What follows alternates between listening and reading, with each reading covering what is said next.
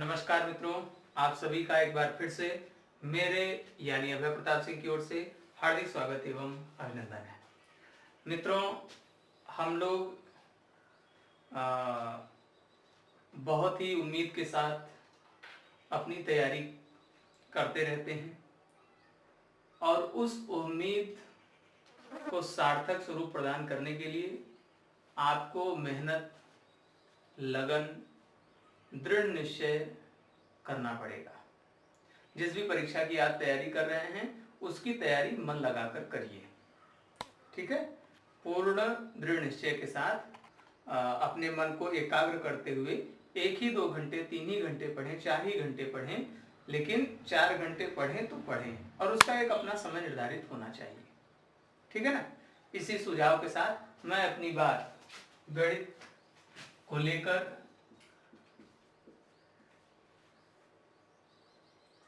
आगे बढ़ता हूं। अभी हम लोग संख्या पद्धति ही पढ़ रहे हैं और उसका भाग 3 आ चुका है। अब हम लोग पढ़ेंगे भाग 4, ठीक है ना। जिन्होंने अभी तक भाग 3 नहीं देखा होगा वो इसके पहले भाग 1 से शुरू करें, भाग 2 देखें, भाग 3 देखें, तब इस वीडियो को देखेंगे तो अच्छे से समझ में आएगा, ठीक है ना। चलिए, आज हम लोग बात करेंगे पूर्ण संख्याओं की। आज हमारी बात हो रही है अब पूर्ण संख्याओं की। उसको इंग्लिश में होल नंबर भी कहते हैं, होल नंबर, ठीक है। अब ध्यान से सुनिएगा, फिर हम लोग अपनी बात को लिखते हैं, पढ़ते समझते हैं, ठीक है ना। इसके पहले जो भाग 3 था उसमें हम लोग किसके बारे में पढ़ रहे थे, एक छोटी सी याद आपको दिला दूं। प्राकृतिक संख्याओं के बारे में पढ़ रहे थे। उसमें था कि n से प्रदर्शित करते हैं, 1 से लेकर अनंत तक संख्याएं थी। लेकिन आपको मालूम है इसमें 0 नहीं है, ठीक है ना।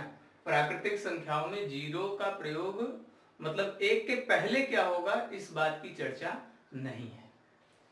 तो 1 के पहले क्या आएगा, आप जानते हैं 0 आएगा, लेकिन जब 0 इसके आगे लगा देंगे तब यह प्राकृतिक संख्या नहीं रह जाएगा, तब यह क्या बन जाएगा, पूर्ण संख्याएं, ठीक है। तो वे संख्याएं जो 0 से प्रारंभ होकर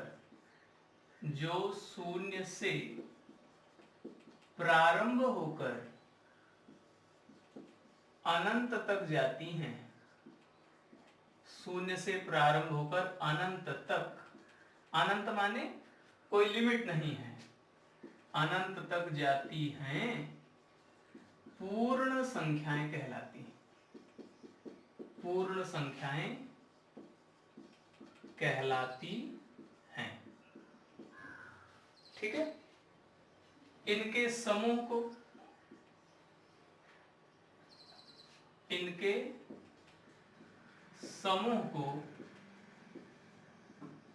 W से प्रदर्शित किया जाता है, इनके समूह को W से प्रदर्शित किया जाता है।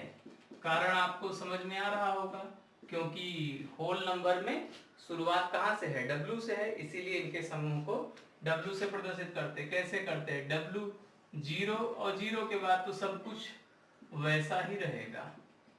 कहां तक जाएगा यह खेल, अनंत तक। ये अनंत का प्रतीक है। मैंने कहा था 8 को अंग्रेजी वर्णमाला, अंग्रेजी में जो 8 लिखा जाता है उसको 90 अंश से घुमा दें तो जो स्वरूप बनता है उसी को हम लोग अनंत कहते हैं, अनंत कहते हैं, ठीक है ना। चलिए, तो ये तो हो गई आपकी क्या, ये हो गई आपकी परिभाषा। अब हम लोग पढ़ेंगे गुण। गुण में सबसे पहली बात, अच्छा, प्राकृतिक संख्या में सबसे छोटा कौन था, कौन ऐसी संख्या है जो सबसे छोटी प्राकृतिक संख्या है, 1 सबसे छोटी प्राकृतिक संख्या है। इसी प्रकार से सबसे छोटी पूर्ण संख्या कौन सी है, क्या एक ही सबसे छोटी पूर्ण संख्या है? नहीं, 0 है। क्या 0 से कोई छोटा दिख रहा है इसमें? नहीं दिख रहा है। इसका मतलब क्या हो गया? 0 सबसे छोटी पूर्ण संख्या है, मतलब इससे छोटा नहीं। दूसरा क्या? सबसे बड़ी क्या है? कोई भी संख्या सबसे बड़ी पूर्ण संख्या, सबसे बड़ी पूर्ण संख्या नहीं हो सकती, नहीं हो सकती। मतलब कोई ऐसी संख्या नहीं है जिसको हम कहें कि हाँ ये सबसे बड़ी पूर्ण संख्या है। सबसे छोटी तो कह सकते हैं 0 है, लेकिन बड़ी के बारे में हम कोई विचार व्यक्त नहीं कर सकते। प्रश्न पूछा जाता है कि सबसे छोटी प्राकृतिक संख्या क्या है? प्राकृतिक संख्या होता है एक, पूर्ण संख्या है, इसलिए क्या बताएंगे? 0। बड़ी, न इसमें कोई बड़ा था न इसमें कोई बड़ा है, ध्यान रहेगी। तीसरी बात, पूर्ण संख्याओं के समूह को, अभी लिखे हैं वैसे, गुण में फिर से लिख लें। क्या लिखे थे कि पूर्ण संख्याओं के समूह को किससे प्रदर्शित करते हैं? W से। तो पूर्ण संख्याओं के समूह को W से प्रदर्शित करते हैं, ठीक है ना। चौथी और पांचवी बात सबसे इंपॉर्टेंट है, ठीक है ना। चौथी बात क्या है? 0 को योगात्मक,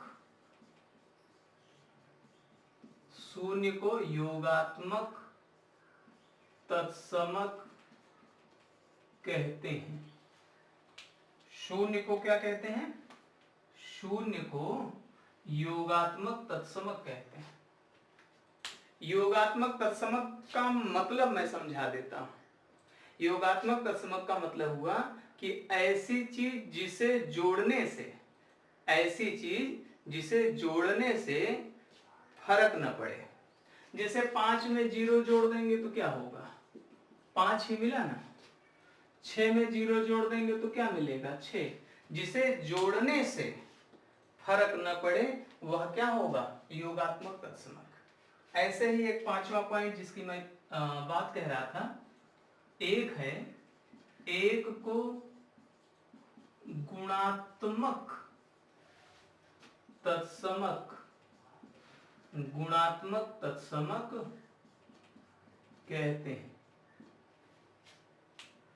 तो 0 को जोड़ने से फर्क नहीं पड़ता और 1 को गुणा करने से भी कोई फर्क नहीं पड़ता। तो जोड़ने से फर्क नहीं है ना। इसको आप यहाँ चौथे में लिख लीजिएगा, यहाँ पे इसके नीचे जब चौथा लिखिएगा तो उसके नीचे एग्जाम्पल लिख लीजिएगा। जब पांचवा लिखिएगा तो उसका भी एग्जाम्पल लिख लीजिएगा। 5 गुणित 1 बराबर 5, 6 गुणित 1 बराबर 6। तो 0 को जोड़ने से, योग करने से फर्क नहीं पड़ता, इसलिए वो योगात्मक तत्समक है। 1 को गुणा करने से फर्क नहीं पड़ता, इसलिए वह गुणात्मक तत्समक है। 5 पॉइंट हो गए। सबसे छोटी पूर्ण संख्या 0। कोई भी संख्या सबसे बड़ी पूर्ण संख्या होने का दावा नहीं कर सकती। पूर्ण संख्याओं के समूह को W से प्रदर्शित करते हैं। 0 को जोड़ने से फर्क नहीं पड़ता, इसलिए वह योगात्मक तत्समक है। 1 को गुणा करने से फर्क नहीं पड़ता, इसलिए वह गुणात्मक तत्समक है, ठीक है ना। चलिए नोट में कुछ बातें लिख लेते हैं। हाँ, मैं ये कह रहा था एग्जाम्पल, चौथे के नीचे ये एग्जाम्पल, पांचवे के नीचे ये एग्जाम्पल। एक बात और आपको बता दूं, वैसे शुरू में ही कह देना चाहिए था कि आप जो भी वीडियो देखें पूरा देखें, और वीडियो अच्छा लगे तो लाइक करना है, चैनल को सब्सक्राइब करना है, अच्छा लगे तो शेयर भी कर दीजिएगा, ठीक है। उपयोगी लगे तो ही शेयर कीजिएगा। चलिए 2-3 बातें और मैं आपको बता दूं। यहाँ वीडियो पॉज कर लीजिएगा और पूरा लिख लीजिएगा। आपकी कॉपी व्यवस्थित होनी चाहिए, ठीक है, व्यवस्थित होगी तो आपका अध्ययन व्यवस्थित हो जाएगा, अध्ययन व्यवस्थित हो जाएगा तो परिणाम व्यवस्थित हो जाएगा, परिणाम व्यवस्थित तो जिंदगी व्यवस्थित, है ना। चलिए, नोट में कुछ बातें आपको लिखनी चाहिए। पहली चर्चा तो मैं कर लूं योगात्मक तत्समक की। योगात्मक तत्समक,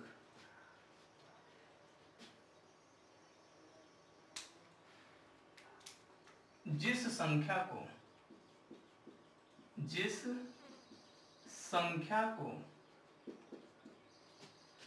किसी संख्या में जोड़ने से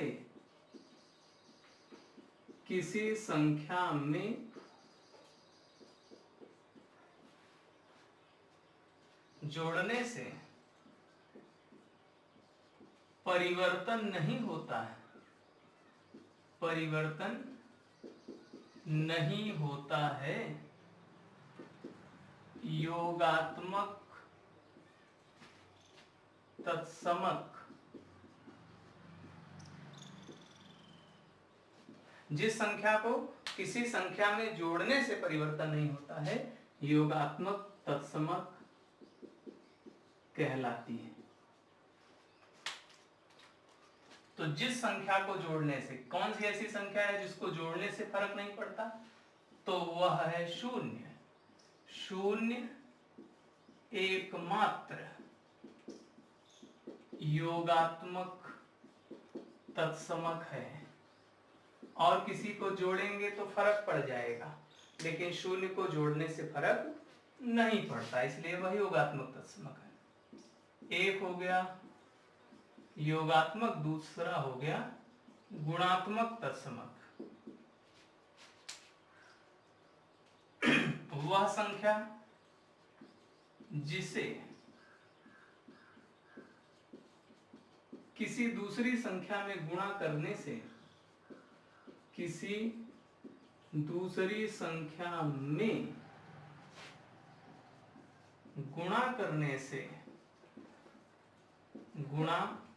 से मान परिवर्तित नहीं होता, मान परिवर्तित नहीं होता है। वह संख्या जिसे किसी दूसरी संख्या में गुणा करने से मान परिवर्तित नहीं होता है, गुणात्मक तत्समक कहलाती है। गुणात्मक तत्समक कहलाती है। कौन है वह? एक एकमात्र गुणात्मक तत्समक है। ठीक है, तो दो बातें मैंने आपको समझाया था, है ना। अभी पूर्ण संख्याओं के गुण पढ़ते समय अभी लिखवा दिया उसको अलग से। ठीक है, यहाँ पे वीडियो पॉज करेंगे और इसको भी नोट कर लेंगे। ठीक है, नोट के अंतर्गत एक सबसे महत्वपूर्ण बात आज बताऊंगा, उसके बाद अपनी बात समाप्त करूंगा। तीसरी बात है, आज नोट में ही आपको लिखना समझना है, वह है अभाज्य संख्याएं। अभाज्य संख्याएं, अभाज्य संख्या किसे कहते हैं? जो किसी और से न कटे। परिभाषा देखिए क्या है, जैसे 3 है, एक से कटे और किससे कटे? स्वयं से। एक तो सबको काट देता है, एक सबको काट देता है। 3 को और कौन काट सकता है? 3 एक से कटेगा, स्वयं से कटेगा, अन्य से नहीं, तो वो किस में चला गया? अभाज्य संख्या में। जरा 6 पर विचार कीजिए, एक से सही है, स्वयं से सही है, अन्य से, हाँ अन्य से भी कटेगा, 2 से कटेगा, 3 से कटेगा, सही है। इसका मतलब यह अभाज्य नहीं है, बल्कि क्या है? भाज्य है। ठीक है ना। तो जो स्वयं से कटे और एक से कटे, किसी अन्य संख्या से न कटे वह क्या है? अभाज्य। अगर वह किसी अन्य संख्या से कट गई तो वह क्या हो जाएगा? भाज्य हो जाएगा। ठीक है, तो इसी परिभाषा को हमने लिखना है। वे संख्याएं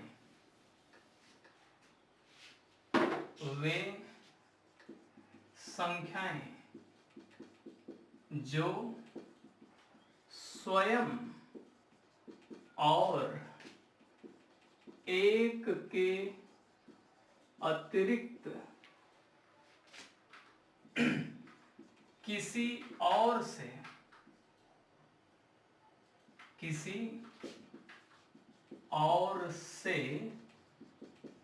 विभाजित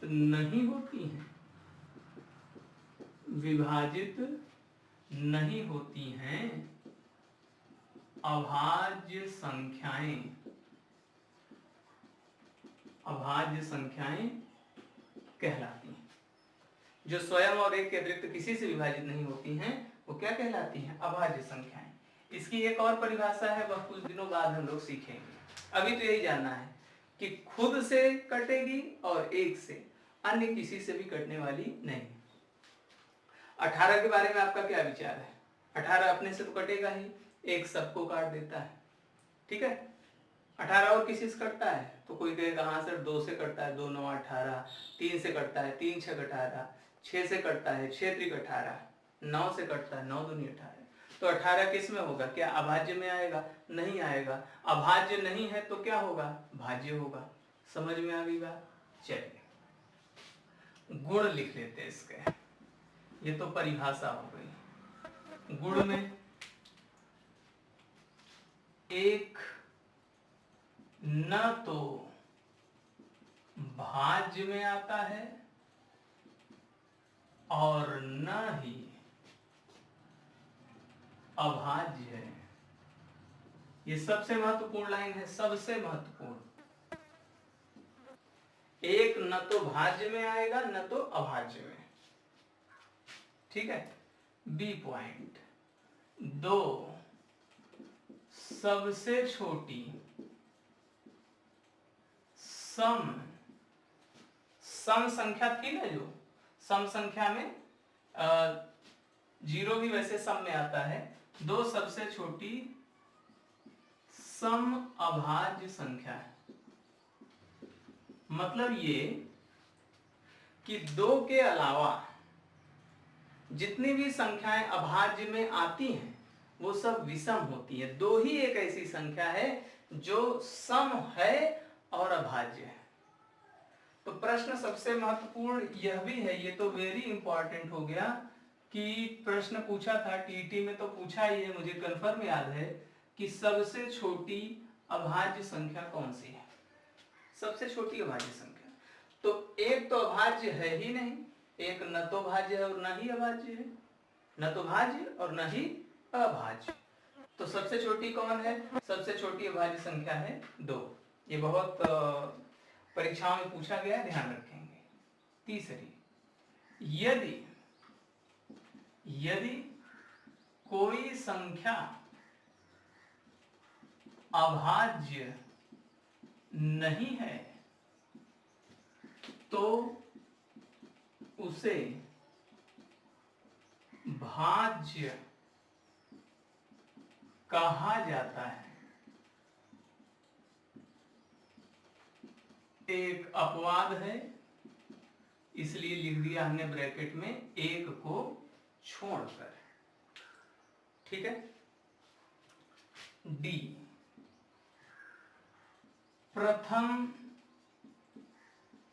10 अभाज्य संख्याएं लिख दें हम, क्योंकि कभी कभी प्रश्न पूछ देता है। तो सबसे पहले कहां से शुरू होगा? 2 से, 2 के बाद 3 5 7 9 नहीं होगा। क्यों? 9 खुद से कटता है, 1 से कटता है वो तो है ही, 9 3 से भी कटता है, इसलिए 9 लिखना उचित नहीं है। 11 13 15 नहीं लिखा जा सकता। क्यों? क्योंकि 15 अन्य से भी कटता है, 3 है अन्य, 5 है अन्य, तो 15 नहीं लिखेंगे। 17 19 कोई कहे 21 नहीं लिख सकते, क्यों? क्योंकि 21 3 से अन्य के रूप में 3 से कटेगा, 7 से कटेगा, 21 नहीं लिख सकते, 23, 25 नहीं लिख सकते, 27 नहीं लिख सकते, 29, 31, कितनी हो गई? 3 3 6 3 9 10 11। चलिए इसको हटा देते हैं, 10 ही लिखना है, 10 ही लिखते हैं, ठीक है ना। तो ये हो गई प्रथम 10 अभाज्य संख्याएं। तो अभाज्य संख्याओं की परिभाषा हो गई, एक अभाज्य संख्या नहीं है, दो सबसे छोटी अभाज्य संख्या है, अगर कोई अभाज्य नहीं है तो वह क्या कहलाएगा? भाज्य कहलाएगा। और प्रथम 10 अभाज्य संख्याएं ऐसे हैं, हम 10 तक लिखे हैं, आप यहाँ लिख लीजिएगा प्रथम 20 अभाज्य संख्याएं। 10 हमने लिखा है और आप 10 और लिख लीजिएगा इसके नीचे, है ना। चेक कीजिएगा कि अगर किसी भी अन्य से कट गई, अन्य किसे मानेंगे? खुद और एक के अलावा जो कुछ भी है अन्य, जैसे 33 आएगा, 29 के बाद 31, 31 के बाद 33, तो 33 3 से कट जा रहा है, 11 से कट जा रहा है, इसलिए वह अभाज्य नहीं होगा बल्कि क्या होगा? भाज्य होगा। बात समझ में आ गई? तो आज आप लोगों ने दो चीजें सीखी, एक पूर्ण संख्या और दूसरी नोट में कुछ खास बातें, योगात्मक तत्समक, गुणात्मक तत्समक, अभाज्य संख्या है, ठीक है। उम्मीद करता हूं आप लोग अच्छे से अपनी नोट्स तैयार करेंगे, व्यवस्थित तरीके से पढ़ना शुरू कर दिए होंगे। संख्या पद्धति का चैप्टर बहुत तेजी से आगे बढ़ रहा है, हमारा यह कारवां ऐसे ही आगे बढ़ता जाए, इसके लिए आपके सहयोग की अपेक्षा के साथ अपनी बात समाप्त करता हूं। धन्यवाद। नमस्कार।